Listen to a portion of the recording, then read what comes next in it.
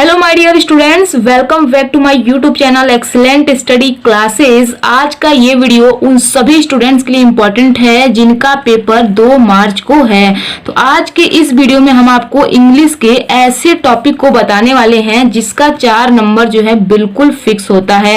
इस वीडियो में हम देखेंगे हर साल बोर्ड में पूछने वाला 3 ऐसा महत्वपूर्ण सेंट्रल आइडिया जो आपकी बोर्ड एग्जाम के लिए बहुत ही इंपॉर्टेंट है। तो इस वीडियो में हम देखने वाले हैं हर साल बोर्ड में आने वाले 3 महत्वपूर्ण सेंट्रल आइडिया को।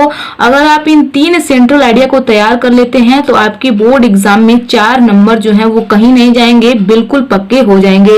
ये 3 सेंट्रल आइडिया आपकी बोर्ड एग्जाम के लिए बहुत ज्यादा इंपॉर्टेंट है। 100% कह सकते हैं पूरे गारंटी के साथ कि ये आपके बोर्ड एग्जाम में 2 मार्च को डेफिनेटली देखने को मिलेगा। तो वीडियो को ध्यान से अंत तक देखिएगा। अगर आपका पेपर 2 मार्च को है तो इस वीडियो को बिल्कुल भी स्किप नहीं करना है, वीडियो को ध्यान से अंत तक देखना है। तो आइए हम वीडियो को स्टार्ट करते हैं और देखते हैं कौन से 3 इंपॉर्टेंट सेंट्रल आइडिया हैं जिन्हें आपको तैयार करके अपने बोर्ड एग्जाम में जाना है। तो यहाँ पे आप देख सकते हैं बहुत ही इंपॉर्टेंट है ये आपकी बोर्ड एग्जाम 2024 के लिए। आपको इन्हीं सेंट्रल आइडिया को तैयार करके जाना है, आपको इन्हीं में से देखने को मिल जाएंगे। सेंट्रल आइडिया आपके 4 नंबर के पूछे जाते हैं। तो कैसे आपको लिखना है, हम आपको लिखने का सही तरीका भी बताएंगे और इतने आसान तरीके से बताएंगे कि आप सुनने मात्र से याद कर सकते हैं। तो वीडियो को ध्यान से अंत तक देखिएगा। तो यहाँ पे देखेंगे पहला सेंट्रल आइडिया है माई मदर एट 66। ये सेंट्रल आइडिया जो है बहुत ही इंपॉर्टेंट है। इसकी पोएट है कमला दास, यानी कि कमला दास ने इसको लिखा है। बहुत ही इंपॉर्टेंट सेंट्रल आइडिया है, आपको इसे तैयार करके जाना है, बहुत ज्यादा इंपॉर्टेंट है। नेक्स्ट है आपका कीपिंग क्वाइट, इसको लिखा है पाब्लो नेरुदा ने। बहुत इंपॉर्टेंट सेंट्रल आइडिया है, इसको भी आपको तैयार करके जाना है। नेक्स्ट है आपका अ थिंक ऑफ ब्यूटी, इसको लिखा है जॉन किट्स ने।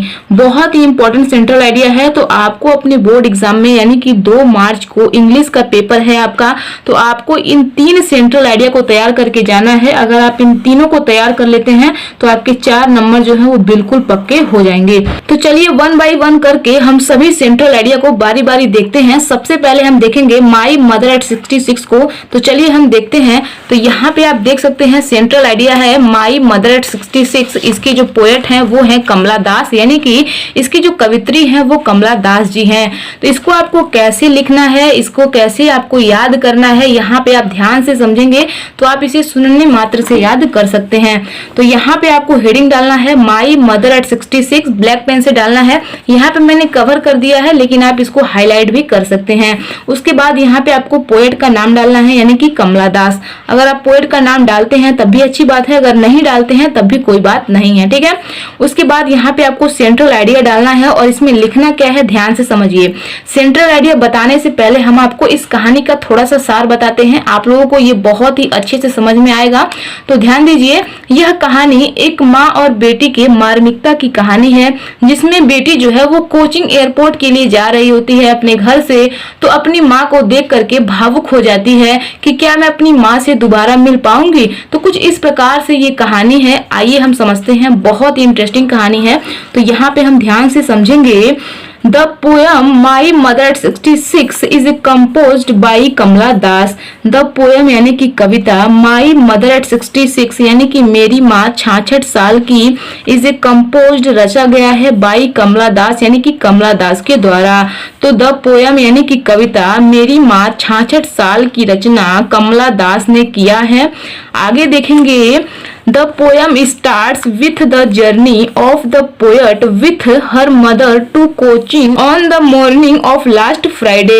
The poem starts यानी कि कविता शुरू होती है with the journey of the poet with her mother to Cochin on the morning of last Friday।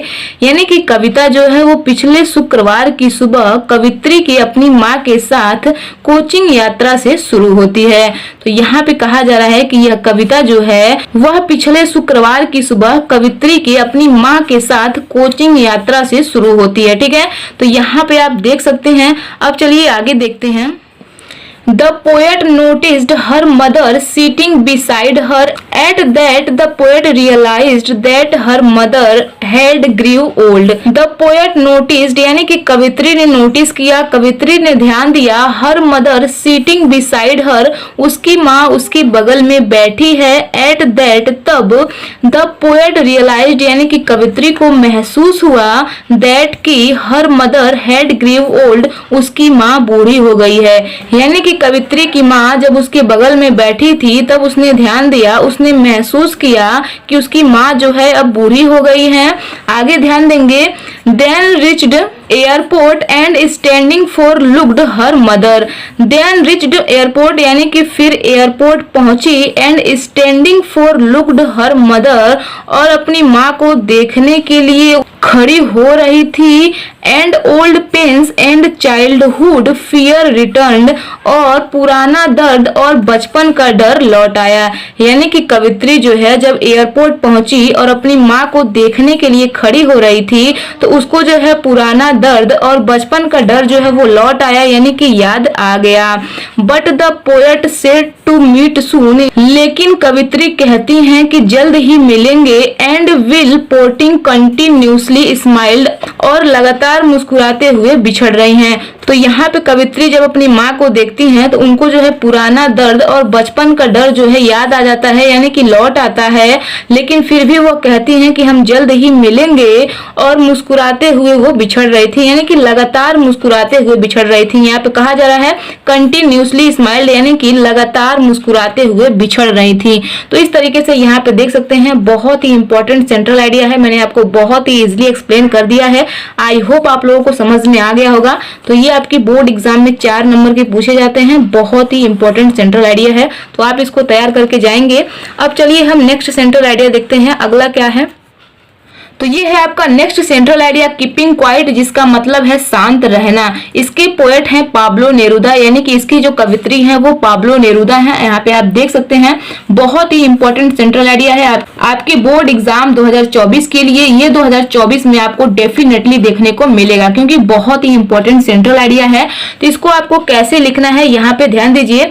Central idea बताने से पहले मैं आपको इसका थोड़ा सा सार बताती हूँ, ताकि आप लोग इसको अच्छे से समझ पाए। तो यहाँ पे ध्यान दीजिए, कविता की यह तकनीक एक तरह से संबंधित है ध्यान, विश्राम और आत्मनिरीक्षण से। यानी कि इस कविता में एक तकनीक बताई गई है, वह ध्यान, विश्राम और आत्मनिरीक्षण से संबंधित है।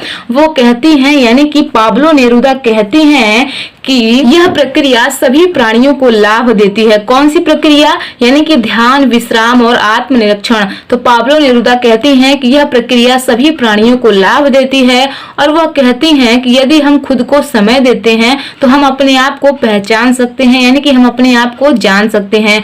और उनका कहना है, कभी भी किसी काम को हमें डर के साथ नहीं करना चाहिए, क्योंकि पृथ्वी जीवन को जीवित रहने की प्रेरणा देती है। तो कुछ इस प्रकार से इसमें बताया गया है। तो यहाँ पे हम ध्यान से समझेंगे। यहाँ पे आपको क्या लिखना है, ध्यान दीजिए। The poem keeping quiet is composed by Pablo Neruda. The poem यानी कि कविता, कीपिंग क्वाइट यानी कि शांत रहना, इज कंपोज्ड रचा गया है, बाई पाब्लो नेरुदा यानी कि पाब्लो नेरुदा के द्वारा। तो कविता शांत रहने की रचना पाब्लो नेरुदा ने किया है, ध्यान रखिएगा। आगे ध्यान दीजिए, she suggests that she would count to 12 and everybody would silent. She suggests यानी कि वह सुझाव देती हैं, दैट की सी वुड काउंट टू 12, वह 12 तक गिनती गिनेंगी, एंड एवरीबॉडी वुड साइलेंट, और सभी लोग शांत हो जाएंगे। तो वो यहाँ पे सुझाव देती हैं, यानी कि पाब्लो नेरुदा सुझाव देती हैं कि वह 12 तक गिनती गिनेंगी और सभी लोग जो है शांत हो जाएंगे। तो इस तरीके से यहाँ पे वो कहती हैं। आगे ध्यान देंगे, आगे है, this technique of the poet is related to a way of meditation, relaxation and introspection. This technique of the poet is related to a way of, यानी कि यह तकनीक एक तरह से संबंधित है मेडिटेशन यानी कि ध्यान, रिलैक्सेशन यानी कि विश्राम, एंड इंट्रोस्पेक्शन यानी कि आत्मनिरीक्षण। तो यह तकनीक एक तरह से संबंधित है ध्यान, विश्राम और आत्मनिरीक्षण से। आगे ध्यान देंगे, this process gives benefit to all the creature. This process यानी कि यह प्रक्रिया गिव्स बेनिफिट यानी कि लाभ देती है। यह प्रक्रिया जो है हमें लाभ देती है टू ऑल द क्रिएचर्स यानी कि सभी प्राणियों को। तो यह प्रक्रिया जो है सभी प्राणियों को लाभ देती है। Life is a given for purpose to be fulfilled. Life is a given यानी कि जीवन दिया गया है for purpose to be fulfilled यानी कि उद्देश्य पूरा करने के लिए। तो जीवन जो है वो उद्देश्य पूरा करने के लिए दिया गया है। If we gives time to our self. If we gives यदि हम देते हैं टाइम टू आवर सेल्फ यानी कि खुद को समय, यदि हम खुद को समय देते हैं, we can recognise our self तो हम अपने आप को पहचान सकते हैं, हम अपने आप को जान सकते हैं। We should never threaten our self with any fear. हमें कभी भी किसी डर के साथ कोई काम नहीं करना चाहिए। तो यहाँ पे पाब्लो नेरुदा कहती हैं कि यदि हम खुद को समय देते हैं तो हम अपने आप को जान सकते हैं, अपने आप को पहचान सकते हैं। हमें कभी भी कोई काम किसी डर के साथ नहीं करना चाहिए। ठीक है, तो इस तरीके से यहाँ पे आपको बताया जा रहा है। बहुत ही इंपॉर्टेंट सेंट्रल आइडिया है। आई होप आप लोगों को ये समझ में आ गया होगा। मैंने बहुत ही इजिली एक्सप्लेन किया। आई होप आप लोगों को समझ में आ गया होगा। तो बहुत ही इंपॉर्टेंट सेंट्रल आइडिया है आपके बोर्ड एग्जाम 2024 के लिए। तो ये था आपका सेकंड सेंट्रल आइडिया। अब चलिए हम थर्ड वाला देखते हैं। थर्ड सेंट्रल आइडिया है यानी कि यहाँ पे तीसरा सेंट्रल आइडिया है। यहाँ पे आप देख सकते हैं अ थिंक ऑफ ब्यूटी। बहुत ही इंपॉर्टेंट सेंट्रल आइडिया है आपके बोर्ड एग्जाम 2024 के लिए, जिसका मतलब है सुंदरता की वस्तु। तो इसको किसने लिखा है, इसकी पोएट कौन है, तो जॉन किट्स हैं। यहाँ पे आप देख सकते हैं। तो सुंदरता की वस्तु के बारे में यहाँ पे बताया गया है इसमें। तो सुंदरता की वस्तु जैसे कोई भी चीज होती है, कोई भी वस्तु होती है, उसकी सुंदरता के बारे में यहाँ पे बताया गया है। तो सबसे पहले इस सेंट्रल आइडिया का समझते हैं जिससे आप लोगों को समझने में आसानी हो।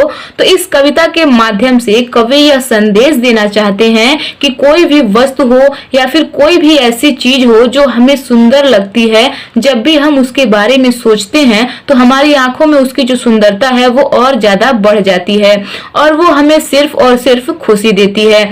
चाहे हम बीमार हो, चाहे हम उदास हो, जब भी उस चीज या उस वस्तु के बारे में हम सोचेंगे हमें हमेशा खुशी मिलेगी और उस चीज की जो सुंदरता है वो हमेशा बढ़ती रहेगी, कभी भी कम नहीं होगी। तो कवि यह संदेश दे रहे हैं इस सेंट्रल आइडिया के माध्यम से। तो यहाँ पे हम समझेंगे कि आपको सेंट्रल आइडिया में क्या लिखना है। यहाँ पे हम देखेंगे अ थिंक ऑफ ब्यूटी, जिसका मतलब है सुंदरता की वस्तु। तो यहाँ पे हम देखेंगे, यहाँ पे ध्यान दीजिए, the poem a think of beauty is composed bye famous romantic poet John kits.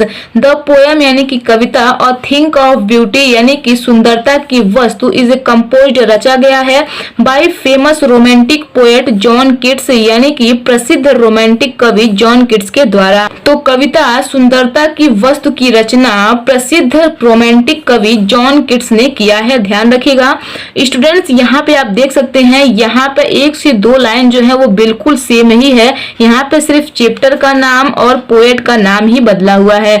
तो यहाँ पे जो है जब भी आप सेंट्रल आइडिया लिखेंगे तो स्टार्टिंग आप इसी प्रकार से करेंगे। बहुत ही आसान तरीके से आप इसे बहुत ही आसानी से समझ भी सकते हैं।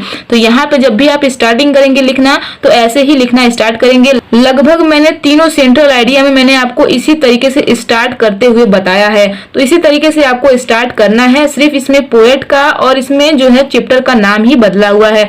बाकी जो है पहली, दूसरी, तीसरी लाइन जो है बिल्कुल आपको सेम ही दिख रही है। तो इसी तरीके से आपको सेंट्रल आइडिया को लिखना स्टार्ट करना है। ठीक है, आगे ध्यान देंगे।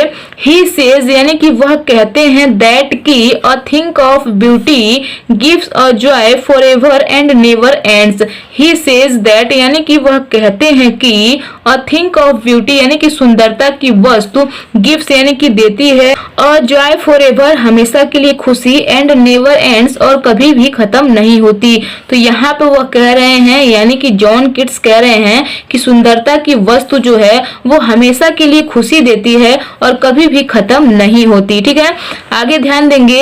इंस्टीड यानी कि इसकी बजाय it gives us positivity and motivation in our hard times यानी कि इसके बजाय इट गिव्स अस हमें यह देती है पॉजिटिविटी यानी कि सकारात्मकता एंड मोटिवेशन यानी कि प्रेरणा इन आवर हार्ड टाइम्स यानी कि हमारे कठिन समय में। तो यहाँ पे जॉन किट्स कह रहे हैं कि सुंदरता की जो वस्तु है वो हमेशा के लिए हमें खुशी देती है, कभी भी खत्म नहीं होती है, लेकिन इसकी बजाय जो है हमें वह देती है हमारे कठिन समय में सकारात्मकता और प्रेरणा। ठीक है, इस तरीके से यहाँ पे आप समझ सकते हैं। आगे देखेंगे, व्हेन देयर सीम, जब प्रतीत होता है, ups and down in the life, यानी कि जीवन में उतार चढ़ाव, यानी कि जब जीवन में उतार चढ़ाव प्रतीत होता है, जीवन में जब उतार चढ़ाव आता है, और think of beauty gives encouragement and to move forward and work of out for the betterment. तो यहाँ पे कहा जा रहा है कि व्हेन देयर सीम, यानी कि जब प्रतीत होता है, ups and down in the life, यानी कि जीवन में उतार चढ़ाव, जब जीवन में उतार चढ़ाव प्रतीत होता है, जीवन में जब उतार चढ़ाव आता है, और थिंक ऑफ ब्यूटी, यानी कि सुंदरता की वस्तु, गिफ्ट यानी कि देती है, इनकरेजमेंट यानी कि हौसला, एंड टू मूव फॉरवर्ड यानी कि आगे बढ़ने के लिए, and work of out for the betterment, और अच्छा करने के लिए प्रेरित करती है। तो यहाँ पे कहा जा रहा है कि जीवन में जब उतार चढ़ाव आता है तो सुंदरता की वस्तु जो है वो हमें हौसला देती है, आगे बढ़ने के लिए और अच्छा काम करने के लिए प्रेरित करती है। तो यहाँ पे आप समझ सकते हैं। आगे ध्यान देंगे, नेचर आल्सो टीच अस, यानी कि प्रकृति भी हमें सिखाती है, दिस ऑल थिंग्स, इन सभी चीजों से डेवलप पॉजिटिविटी, यानी कि सकारात्मकता का विकास होता है, विच इंजॉय फॉर एवर, जो हमेशा के लिए खुशी देती है। तो यहाँ पे कहा जा रहा है कि प्रकृति भी हमें सिखाती है, दिस ऑल थिंग्स, कि इन सब चीजों से डेवलप पॉजिटिविटी, यानी कि सकारात्मकता का विकास होता है, जो हमेशा के लिए खुशी देती है। तो प्रकृति भी हमें सिखाती है कि इन सभी चीजों से जो है सकारात्मकता का विकास होता है, जो हमेशा के लिए खुशी देती है। तो यहाँ पे आपका सेंट्रल आइडिया जो है समाप्त होता है। ये थे आपके 3 इंपॉर्टेंट सेंट्रल आइडिया जो आपके बोर्ड एग्जाम के लिए बहुत ज्यादा इंपॉर्टेंट है। 2024 में आपको ये देखने को मिलेंगे, यानी कि आपका पेपर 2 मार्च को है, 2 मार्च को आपको ये सेंट्रल आइडिया जरूर देखने को मिलेंगे और आपको 4 नंबर बिल्कुल पक्के कर देंगे। यानी कि आज का ये वीडियो आपके पूरे के पूरे 4 नंबर पक्के कर दिया है। तो इन तीनों सेंट्रल आइडिया को तैयार कर लीजिए, इन्हीं में से आपको अपने बोर्ड एग्जाम में देखने को मिलेंगे। तो आई होप ये वीडियो आपको पसंद आई होगी। वीडियो पसंद आई हो तो वीडियो को लाइक कर दीजिए, एंड चैनल पर नए हैं या चैनल को अभी तक सब्सक्राइब नहीं किए हैं तो चैनल को सब्सक्राइब करके बेल आइकन को प्रेस कर दीजिए। अब आपके पास बिल्कुल भी टाइम नहीं है, आपका पेपर जो है 22 फरवरी से है, तो इसमें आपको इस सभी इंपॉर्टेंट क्वेश्चन को तैयार करना है। तो आपके लिए इस चैनल पर जितने भी इंपॉर्टेंट क्वेश्चन हैं सभी प्रोवाइड किए जा रहे हैं। तो आप लोग अपनी तैयारी जो है बहुत ही बेहतरीन तरीके से करिए। कोई भी डाउट हो तो आप लोग हमें नीचे कमेंट बॉक्स में कमेंट करके बता सकते हैं, या फिर हमारे टेलीग्राम से जुड़ सकते हैं। कोई भी क्वेश्चन करना हो तो आप हमसे क्वेश्चन कर सकते हैं। स्टूडेंट्स, अगर आप लोग इसका पीडीएफ डाउनलोड करना चाहते हैं तो इसका पीडीएफ हम टेलीग्राम पे दे देंगे, तो टेलीग्राम से आप लोग इसका पीडीएफ डाउनलोड कर लीजिएगा। तो अगर आप लोग टेलीग्राम से नहीं जुड़े हैं तो टेलीग्राम का लिंक इस वीडियो के डिस्क्रिप्शन में दिया गया है, तो इस वीडियो के डिस्क्रिप्शन में जा करके आप टेलीग्राम से जुड़ सकते हैं। तो करते रहिए अपनी तैयारी बेहतरीन तरीके से। हम मिलते हैं नेक्स्ट वीडियो में नेक्स्ट टॉपिक के साथ। तो आज के लिए इतना ही। जय हिंद, जय भारत।